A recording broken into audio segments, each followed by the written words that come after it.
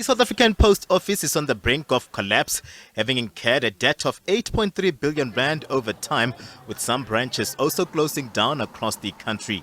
The executive says drastic measures are needed, including the retrenchment of 6,000 workers. In 2021, we developed a strategy called the Post Office of Tomorrow. As part of the work that we did in developing the strategy, we realized that at 15,600 employees at the post office at the time, we were overstaffed.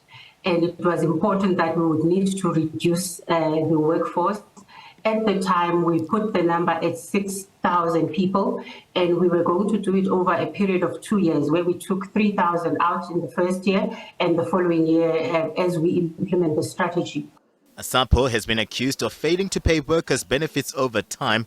The CEO says marathon engagements with the unions around these challenges have been ongoing for about 20 months now.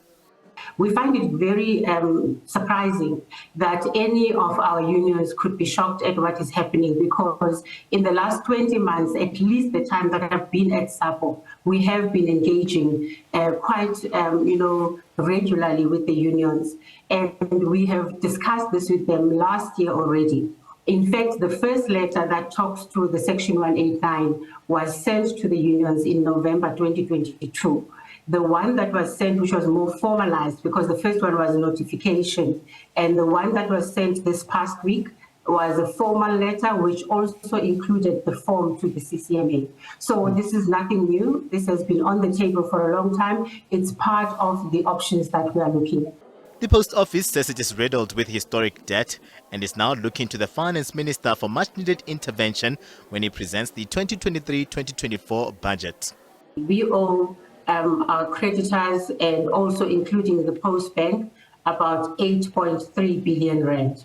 So if you gave us 8.3 billion rand today, you would basically be squaring off all the debts that we have up to now, and this is all historical debt. So when we went to our own department, as well as the National Treasury, they said to us, there's no way we're going to give you 8 billion rand. You need to go back and rework your numbers. So we then ended up at 3.4 billion, which we believe that it would assist us in paying part of our debts, because we can't pay all of them, but also it would be the wrong strategy to take whatever funding you receive and clear out your debt without implementing new activities that would actually help you in bringing in more revenue. So that's what we left at the table of the National Treasury. We are unsure at this point how much we could get assistance for.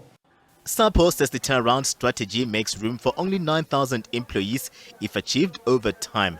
It has also pleaded for patience from customers and understanding from employees as it puts all its plans in motion to achieve stability. Katlego Logodi, SABC News, Johannesburg.